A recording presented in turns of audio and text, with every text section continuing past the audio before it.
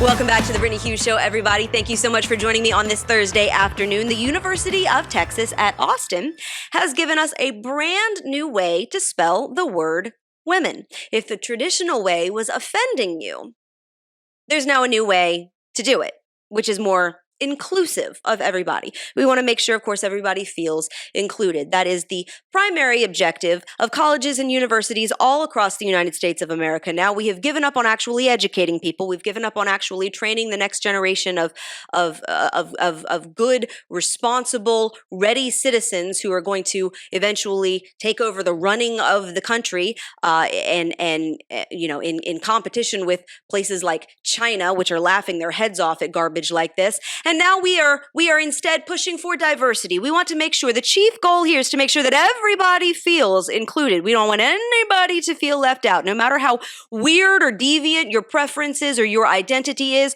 we want to make sure that you are included. And as one of the ways they've decided to do this, the University of Texas at Austin has published their Language Matters Glossary of Terms as part of their diversity commitment for their school. This was put out by the university's Financial and Administrative Services Department. And it lists a whole bunch of terms that students should know and learn to make sure that they are being inclusive of everybody. Because again, so many of these terms are absolutely ridiculous, nonsensical, and made up, and we need to have a glossary so that you can understand what somebody is trying to say. Ironically, the university says that this will make conversations easier, respectful, and empowering. One of the ways they've chosen to do this is by suggesting that you use the word women, but not spelled the traditional way. Oh no. So as most of us know, most of us that have been to grade school and have a brain between our ears, the way that we normally spell women is W-O-M-E-N, right? That's how the vast majority of people spell women, and nobody really thinks about that. I'm sure the vast majority of people go about their lives. There's men and there's women, and that's just how you spell it. But the University of Texas at Austin suggests that you might want to learn how to spell women W-I-M-M-I-N, saying that some women are offended or marginalized by having to spell a word with the ending M-E-N. They don't want to even spell the word men in the term women. That's a bridge too far for them. Women, they say, W-I-M-M-I-N, again, is, oh my gosh, it's almost hard to read this mess, you guys. We are so sunk. Women, W-I-M-M-I-N, is defined as a non-standard spelling of the word women used by feminists to avoid the word ending M-E-N. This is from this glossary. From an actual university in the United States of America, where students pay for professors that believe this garbage to teach them and then send them out into the world where they will take this garbage into society. Having learned that W-I-M-M-I-N is the less offensive way of spelling women because some women are so triggered by the word men, they can't even put it in a word. Let me tell you something. If you are so offended by the word men, if that bothers you so much that you can't even spell women correctly because it triggers you to put the letters M-E-N next to each other, you're the reason that we can't have nice things. You are the problem. You are the problem, 150%. When this is where our universities are going, when this is the push, when they are more interested in making sure that students know all of this ridiculous terminology that is being completely made up by people that are looking for reasons to be offended. You think that people are actually offended by the word men? I don't think so. I don't think so one bit. I think that some people think that they're offended by the word men. If you are some radical feminist somewhere who just, I don't know, has so much time on your hands that you just sit there thinking of all the ways to be offended. I don't think that this is actual offense, though. I don't think that this is actually triggering for anybody. I think that this is appeasing people that are going to be offended no matter what. they're going to find a reason to be bothered. They're going to find a reason to feel marginalized, because it's not actually about feeling attacked or victimized. It's not actually about feeling threatened. It's about wanting attention so bad that you will come up with any way possible to get it, including making up ridiculous triggers like the word men, to the point where we now have to find a new spelling for women. It doesn't surprise me at this point that there are people who make up garbage like this. What continually shocks me, and I know that it shouldn't because it's been going on for a while and I get that, but again, maybe I'm a perpetual optimist.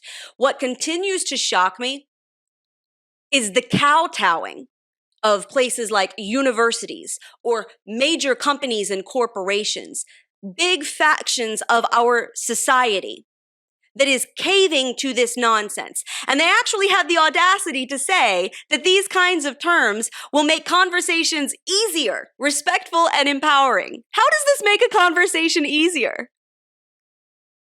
By inserting idiotic, made-up terms and empowering morons to be forever victimized?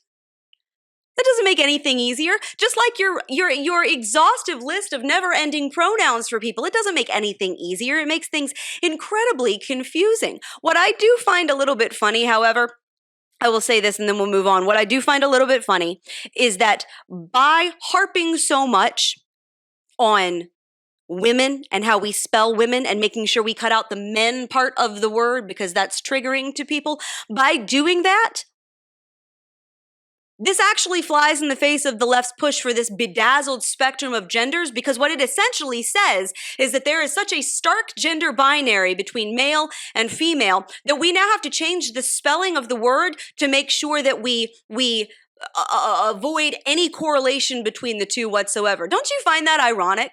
So on the one hand, gender is a spectrum. On the one hand, we should just get rid of the terms male and female, men and women altogether, because we all exist in this nebulous panorama of gender where we all fall somewhere on it, and there's an infinite number of pronouns and identities that you can that you can gravitate to. If you want to, you can sort of float between all of them. And then at the other end, at the same exact time, same exact woke pushers, same exact woke institutions of higher learning, if you can even call it that at this point, same people want to change the spelling of the word women so that it is so differentiated from men that there would be no correlation between the two whatsoever.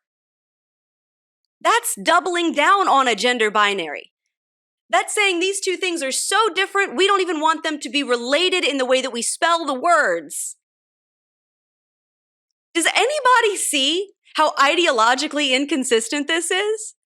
Am I the only one looking at this and saying, you know what, you're so desperately trying to have your cake and eat it too? And I don't even think that they realize that they're doing it, because again, at the end of the day, the left's entire foundation for all of this stuff is not rooted in truth. It's not rooted in science. It's not rooted in fact. It falls apart. It literally eats itself. And it's really quite hilarious to watch. So go ahead, you know what? Bend over backwards. Desperately try to redefine things and make up language, because I think at a certain point it gets to a place where, and I think we're starting to see this more and more, where even left-leaning people are saying, wait a second, this is going a bit too far. It's getting to the point where it's a wonder that we're all not walking around with duct tape over our mouths, unable to say anything for fear of offending somebody somewhere. By the way, speaking of another extremely offensive story that came out this week, and I know nobody wants to talk about it. Well, we over here on the right do, because it's actually an extremely important story. Nobody on the left wants to talk about it. And so therefore, it doesn't make big media headlines. They try to sweep it under the rug. And of course, we're talking about Hunter Biden, who keeps cropping up. He's just the bane of the Biden family existence, or he would be if they had any shame whatsoever. Of course, Hunter Biden was in court earlier this week. It was one of the few things that the media has been forced to cover about him, because it is a major legal proceeding. And he was in court earlier this week, hashing out a child support agreement over his illegitimate love child that he fathered back in 2019, Navy Joan Roberts. She's a 4-year-old little girl. Hunter Biden fathered her with a former stripper named London Roberts. And of course, back in 2019, when this little girl was born, at first, Hunter Biden just completely denied paternity of this child. Didn't want anything to do with her. I'm not even her father. This crazy lady is coming after me. And of course, a DNA test proved about a year after the child was born that Hunter Biden was, in fact, the father. Would have been the best Maury episode ever if that had aired. But turns out he is, in fact, the dad. And he and the Biden family have spent the last 3-4 years now trying desperately to get away from this little girl. Any mention of this little girl, the way that she has been treated by this family has been nothing short of abysmal. I don't care who her mom is. I don't care who her dad is. This is a little girl that didn't ask to be brought into the world, didn't ask for her dad to be a deadbeat, didn't ask for her mom to have the history that she had. None of that is this little girl's fault. And she is a grandchild of Joe and Jill Biden. Again, DNA test proved this. But time and time again, the Biden family has completely and totally ignored this little girl. She has been repeatedly omitted from the sparkly little White House Christmas stocking lineup where they proudly display all of the members of their family. Her name's not on it. Just as recently as last week, Joe Biden was at a White House event for Bring Your Child to Work Day, and he was asked by a child how many grandchildren he has. And so he started proudly listing off the names of his grandchildren by name and where they live and what they've accomplished, and just proud grandpa moment, right? Completely ignored this little girl as though she doesn't even exist, because to the Bidens, it would be better if she didn't. But the courts don't see it that way, because when you father a child, we have at least some legal mandate in this country, should be more heavily enforced, in my opinion. But you have to financially support that child if you are in fact able. So Hunter Biden had to show up to court earlier this week in Arkansas to hash out an agreement where he was basically asking the court to lower the monthly child support payments that he was being required to pay, because he pulled out the old, help me, I'm poor, I can't make these payments anymore. This is a guy, by the way, you will recall. And this kind of goes back to all the things that we're not supposed to talk about, we're not supposed to ask about with Hunter Biden, drags them all back out into the light all over again. This is the guy who has raked in for years millions of dollars in really sketchy overseas business dealings and like board seats that nobody can figure out how he had them because he had no expertise in this industry. Burisma, ring a bell?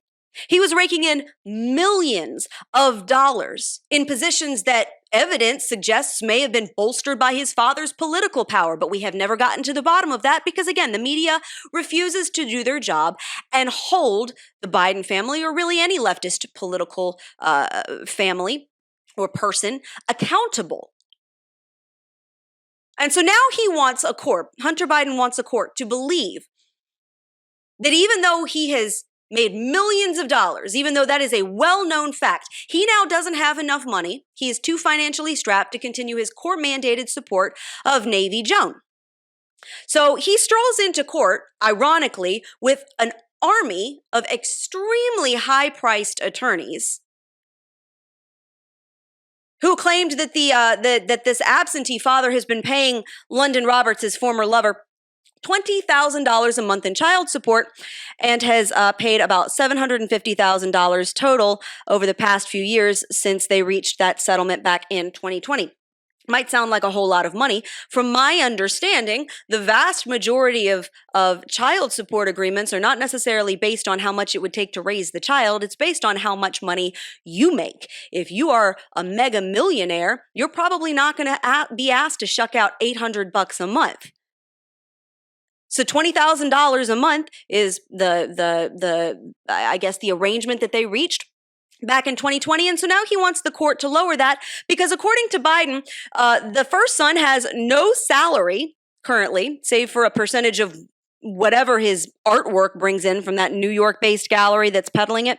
He is so hard up, in fact, that his swanky Porsche has been repossessed, and now he's been forced to drive around in a car that was gifted to him by a Hollywood lawyer named Kevin Morris, which we're supposed to believe is just out of the goodness of Kevin Morris's heart. He's also paid off his tax bill. He's given Hunter Biden money.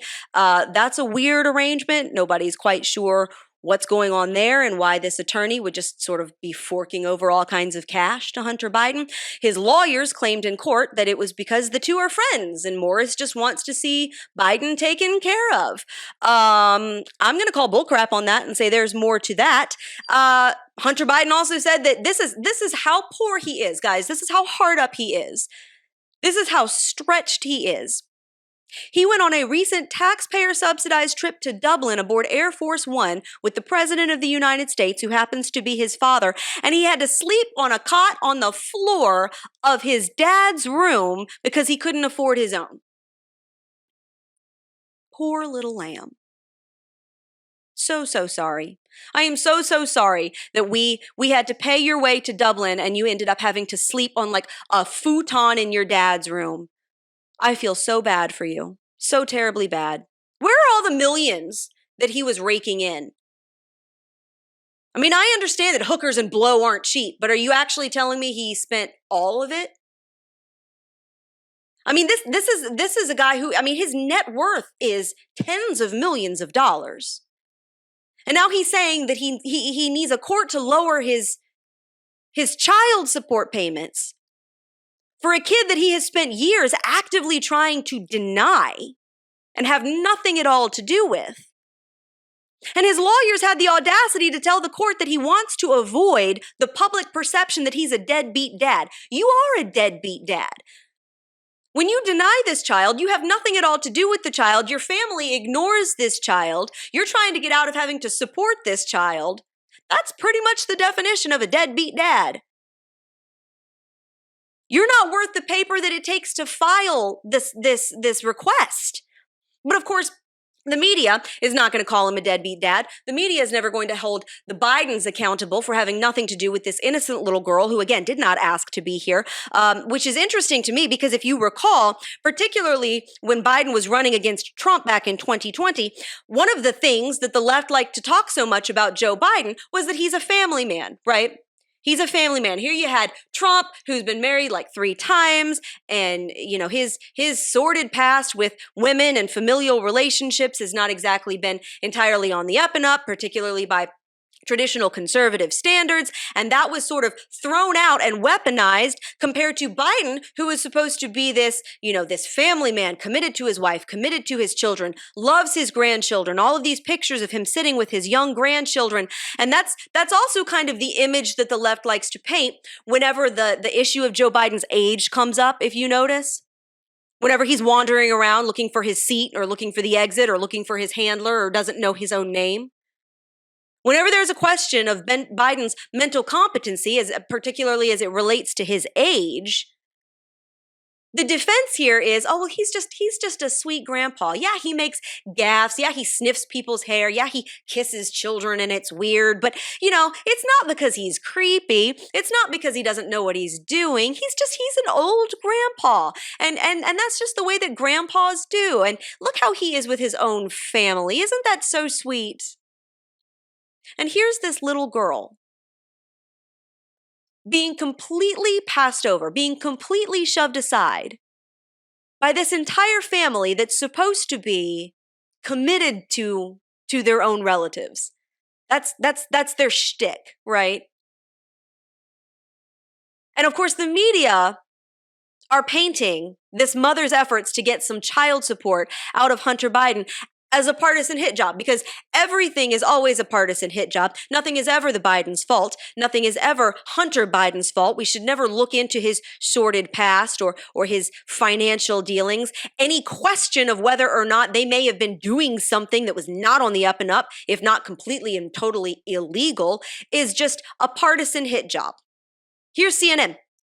On paper, The Arkansas case is a basic child support dispute, but it is morphed into a partisan proxy battle. Roberts' attorneys are outspoken GOP activists, and many of their requests for Hunter Biden's financial records dovetail with what House Republicans are also trying to obtain.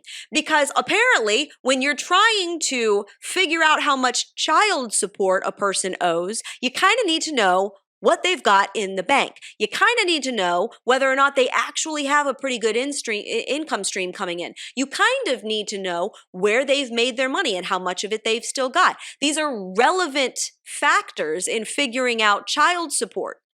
Happens all the time to ordinary Americans every single day, unfortunately. These are basic questions, but Biden's lawyers have been providing a whole bunch of documents that have been so heavily redacted that even the judge in this case has said, you guys can't black out everything. There's information that needs to be known here in order to figure this out. If you're going to tell me that you can't afford this arrangement that you reached, you're going to have to prove it.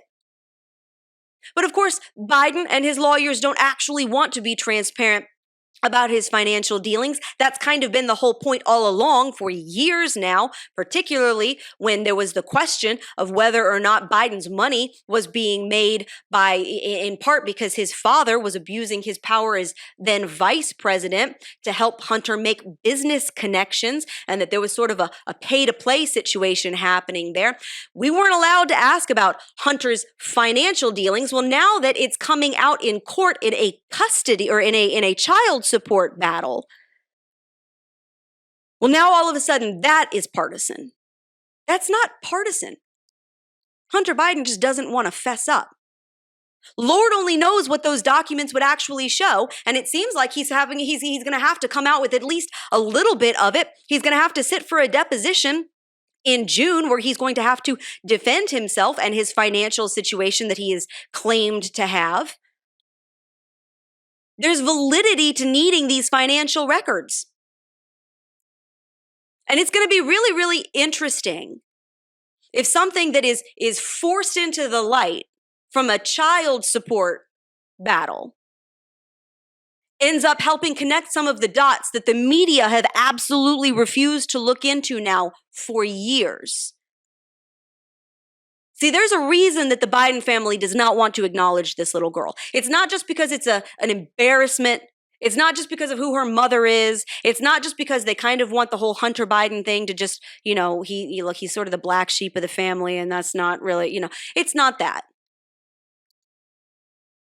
This could very easily expose financial dealings that this family does not want the public to know. That's why they have a problem. And that's why you're not seeing the media cover it the way that they should.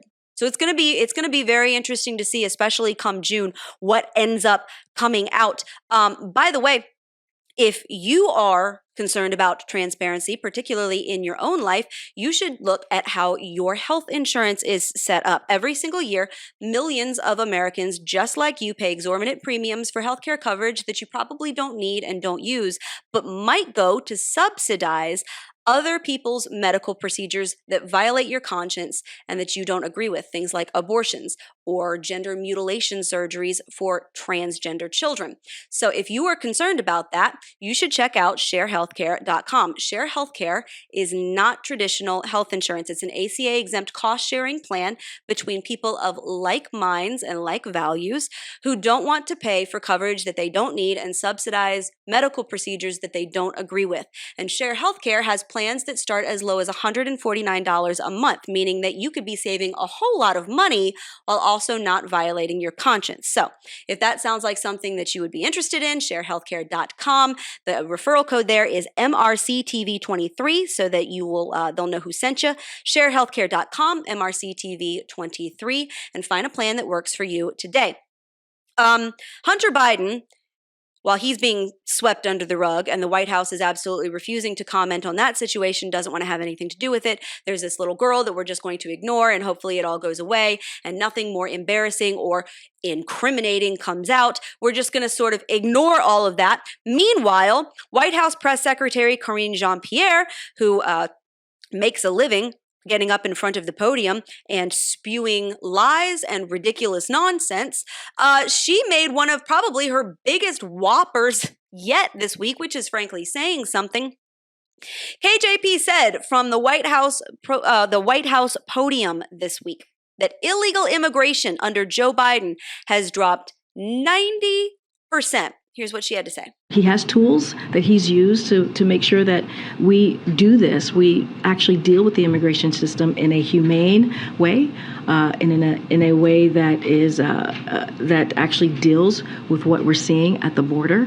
And that's why you've seen the parolee program be so successful. It has when it comes to illegal migration, you've seen it come down by more than 90%, and that's because of the actions that this president has taken. Yeah, that's a bald-faced lie.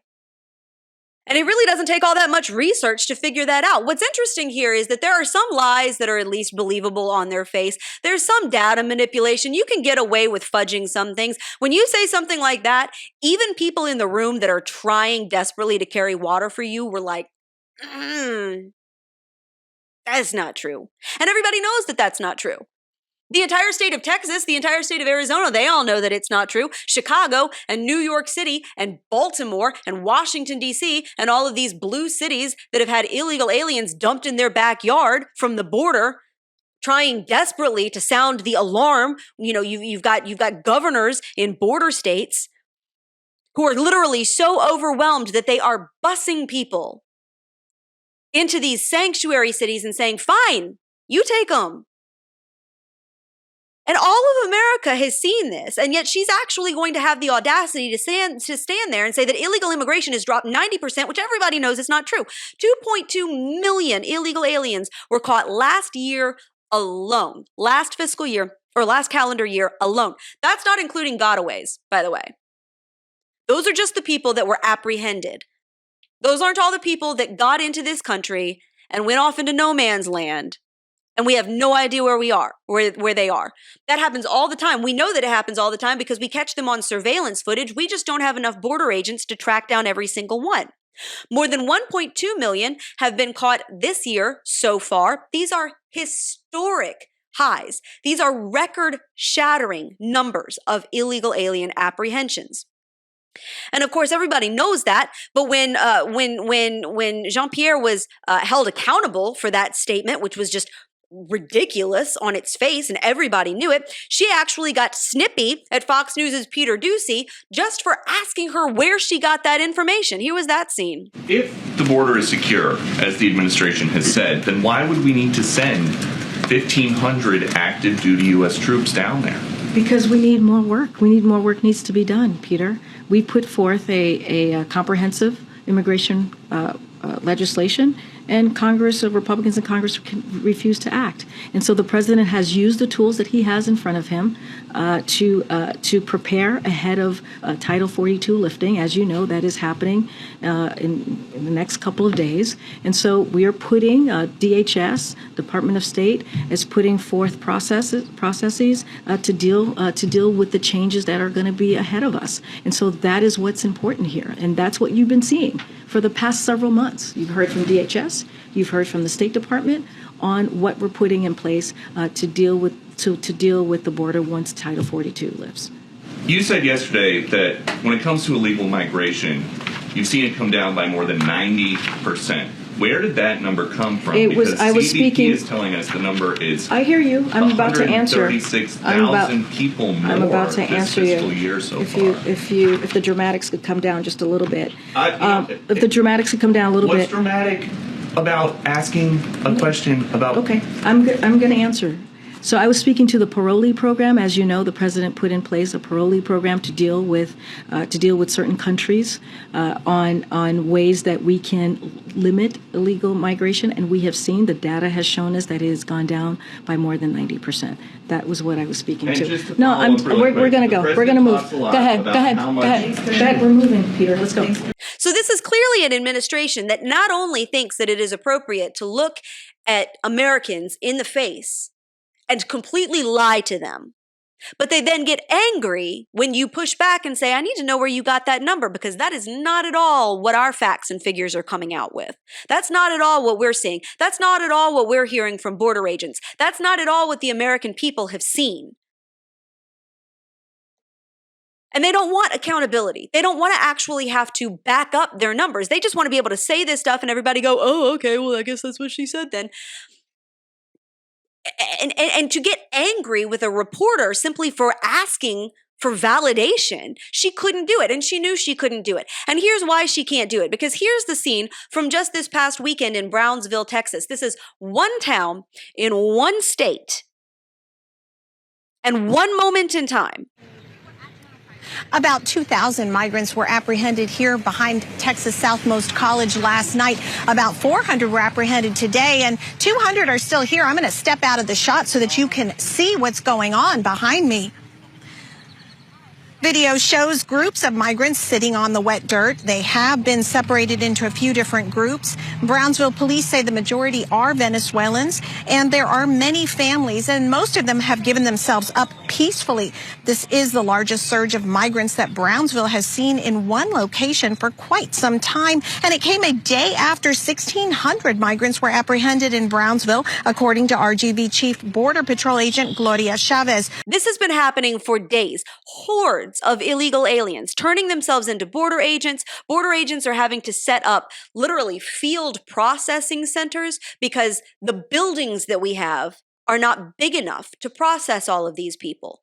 Many of them are being given bus tickets and sent to local bus stations where they get on a bus and they head out into the United States and they've got an order to appear in court. Do you think that the vast majority of them are going to actually show up for that immigration hearing? Of course not. And if you think that's bad, just wait, by the way, till the Trump-era Title 42 program expires on May 11th.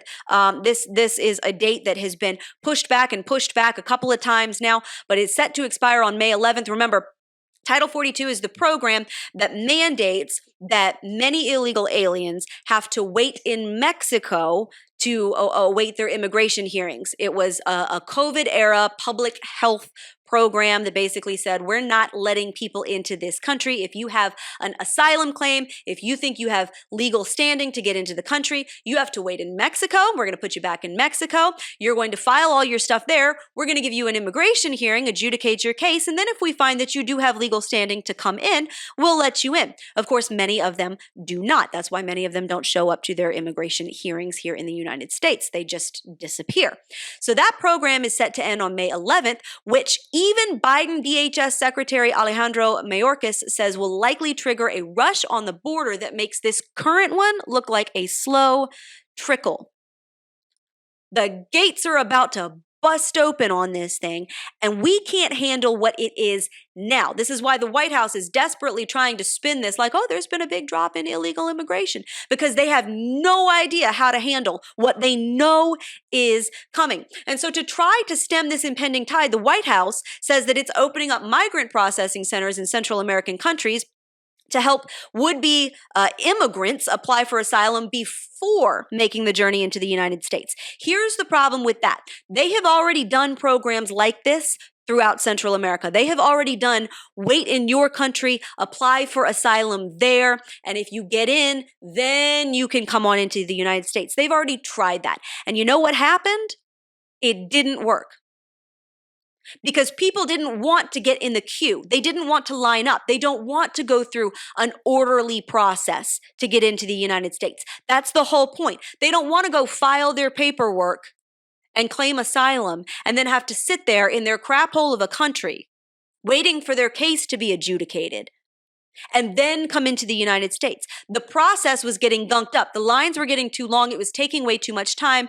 And so literally within weeks of starting those programs, the tide picked back up at the border because so many people figured, well, if it's going to take a whole bunch of time to do it this way, might as well just cross the border the old-fashioned way. I'll be given a bus ticket and sent off. I'll be in. I'm done.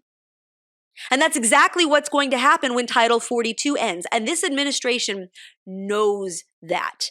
They know that. That's the thing, is there's a lot of reasons to look at this administration and think this is just incompetence. It's not incompetence. This is not stupidity. This is playing partisan games that have real consequences. And they don't want you to know that. So she's going to stand up there and she's going to make a wild and audacious claim that illegal immigration has actually dropped under Joe Biden, despite the fact that the exact opposite is actually true. Apprehensions are at historic highs. She's not stupid. This administration is not stupid. They just think you are. But we don't. We don't. And that's why we have this show. And that's why we're so excited to have you guys here. That's it for the Brittany Hughes Show for today. Make sure that you go over to Apple Podcasts and subscribe to The Brittany Hughes Show. That way you'll never miss an episode. You'll just get a little notification every single week. You can download the show, listen to it on your way to work, on your way home from work, whatever. Also, while you're over there, make sure that you look at the Newsbusters podcast. That one is on Mondays, Wednesdays, and Fridays with Tim Graham. That's the Newsbusters podcast. You don't want to miss that one. MRC.org/donate.